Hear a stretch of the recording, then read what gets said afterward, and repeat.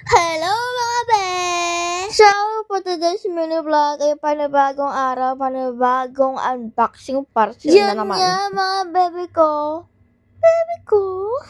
Etong parcel na to, matagal kong pinagplanuhan mga be. At ito pa ang malala bebe.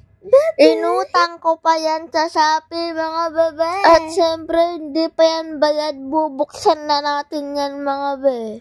At saka okay lang na magkautang basta may mabuksan na parcel mga be. Bale mga bebe, 3 months ko yung babayaran pero okay lang mga be. At least mga be may magamit sa bahay mga be. Kasi mga be gustong gusto ko na talagang bumili ng ganyan pero walang pambili. Siyempre anong gagawin mga bebe?